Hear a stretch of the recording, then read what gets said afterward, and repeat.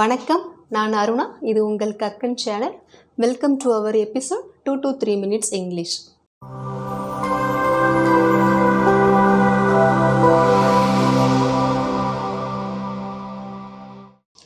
Just நம்ம இந்த வீடியோவில் வந்துட்டு ஒரு 4 வெக்காபுலரி பார்க்கலாம். ஓகேவா? 4 வெக்காப்ஸ் பார்த்துட்டு அதை பேஸ் பண்ணி நம்ம எக்ஸாம்பிள் சென்டென்சஸ் பார்க்கலாம். பென்சிவ் அப்படின்னா என்னென்னா, சீரியஸாக ஒரு விஷயத்தை பற்றி அப்படியே யோசிச்சுட்டே இருக்கிறது, ரொம்ப டீப்பாக அப்படியே திங்க் பண்ணிகிட்டே இருக்கிறது.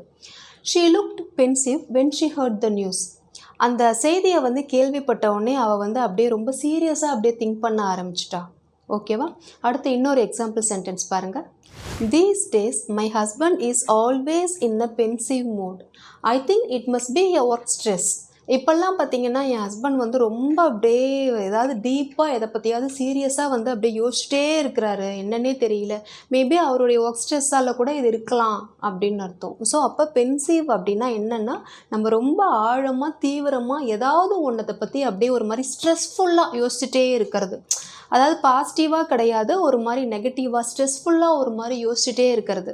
மொனாட்டனஸ் அப்படின்னா என்னென்னா, ரிப்பீட்டட் ஆக்டிவிட்டி. அதாவது செஞ்ச விஷயத்தையே திரும்ப திரும்ப செய்கிறது, ஒரு மாதிரி போர் அடிக்குது அப்படின்னு நம்ம சொல்லுவோம் இல்லையா, அதுதான்.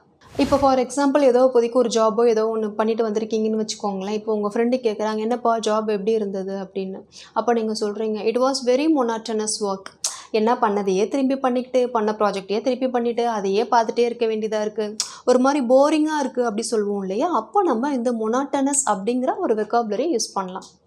த music became monotonous after a while.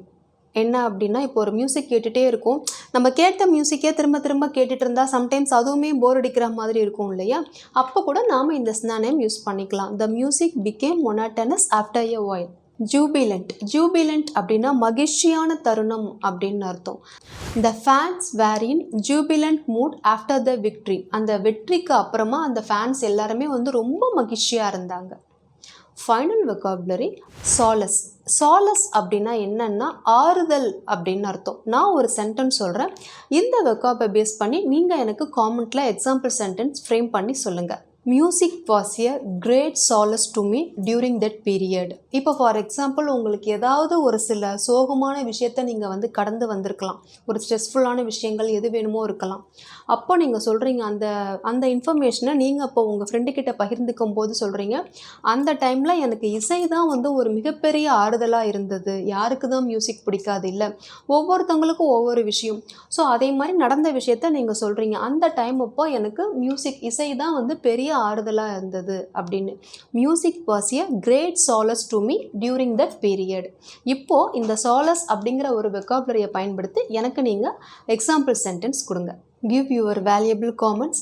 Share this video with English seekers. Ask them to subscribe if it is valuable.